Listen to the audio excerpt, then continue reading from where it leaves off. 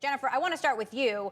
The interpretation of this ruling by the judge is that this is a huge blow to the FTC, to the states, and to regulation and regulatory efforts against Facebook in general. How would you assess it?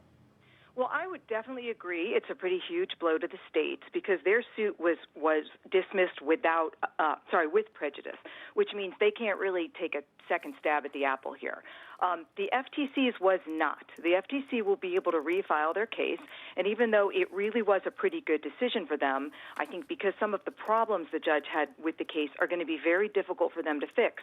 They can replead, they can refile, they can try again, and the judge actually said in his decision that he does think that the FTC may be able to fix the deficiencies with a repleading, with the new complaint. So it's not over until it's over. A good day for Facebook, but it's not finished yet, and I do believe the FTC is likely to refile this case. Interesting. So, Adam, what would your interpretation be? Well, I think one of the things you saw the FTC do, what the judge said, is they defined a market for personal social networking and then said Facebook had 60% of that market. But they didn't say who else was in that market. And so the judge, I think, called them out and saying that the FTC had failed the first test, which is to define the market for who's competing against it. It's a little bit like saying the FTC suing Marvel for monopolizing the market for superheroes. What's a superhero? Does a superhero wear a cape? Do they wear a mask? They have to define what it means, and that's really the critical first step. It doesn't mean the FTC can't come back and refile the case, as Jennifer said, but they have to have that first critical step of defining really clearly what the market is that they think a company is dominating.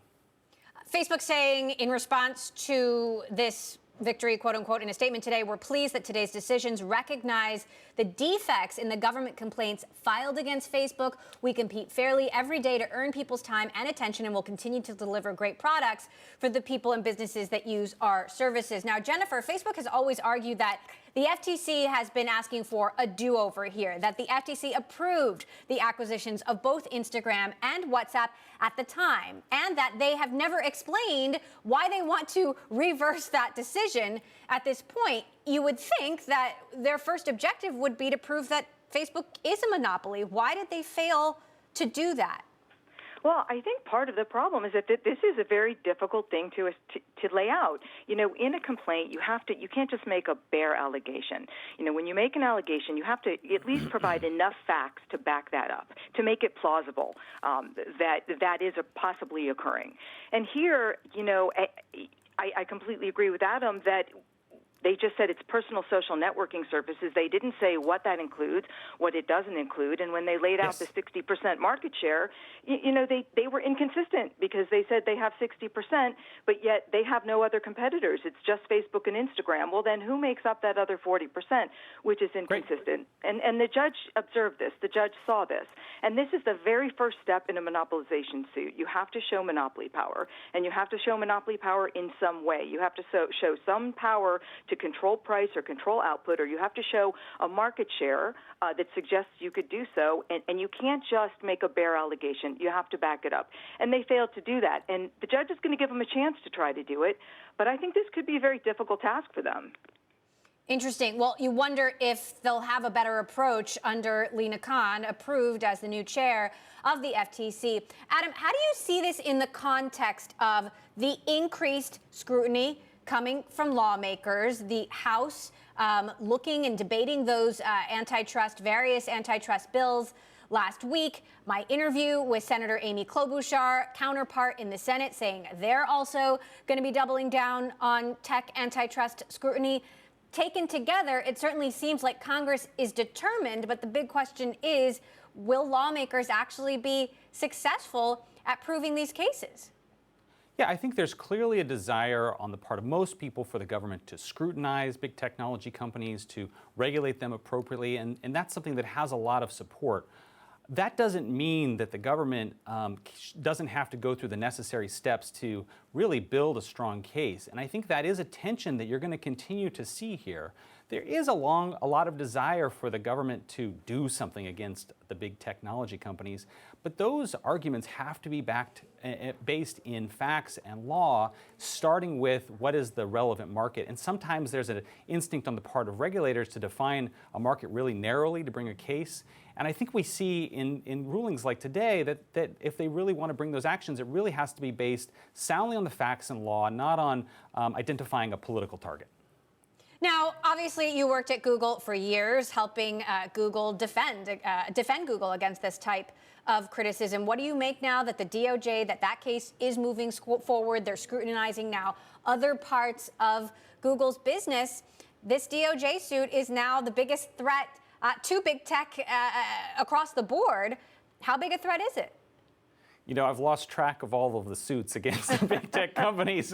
There's so many of them. But I think, you know, and again, I think it's actually appropriate for government to scrutinize. I think most people want government to be playing that role. This is actually this topic of advertising technology is already the subject of a lawsuit against Google by the Texas Attorney General. It was filed last year. That's working its way through the courts. And I think we'll see what happens. But in some ways, I think the ruling today in the Facebook case is a good reminder for regulators that they really need to be sure that these kind of cases are based strongly on the facts and law of a market. There's a lot of competition in advertising technology. If they decide to bring a case there, it needs to be based firmly on the market as the regulators assess it. And because this is very unusual for the case to be dismissed at this stage, as Jennifer said, and that's not something that most regulators and law enforcement want to have happen. So they need to, bring strong cases if they're going to do that. Adam, talk to us about the lobbying that's going on behind the scenes. I mean, obviously, these tech companies are very well-resourced. They've got huge teams in Washington trying to make sure that they prove their case, whether it's behind closed doors or, in public hearings. Talk to us about the lobbying efforts happening and, why haven't we seen as much scrutiny of Microsoft, for example, which is, to be fair, now has a $2 trillion market cap? Yeah, absolutely. So I think that it makes sense that the companies are saying, look, some of these proposals in Congress, for example, that would say potentially ban Amazon Prime or Amazon Basics. If Amazon wants to have something to say about that, right? They want to be able to say that could have a really negative impact on not only their business, but on their users. And I think it makes sense for companies to do that. So sure, I think you are seeing companies speak up. You're seeing a very different approach, by the way. You mentioned your interview with Senator Klobuchar. Senator Klobuchar has taken an approach of approaching antitrust regulation from an industry agnostic, company agnostic approach. And while I don't love everything in her bill, I think it's a very different approach than the House has taken, which has really been to single out Apple, Amazon, Google, Facebook, and Microsoft, and that's a very different approach.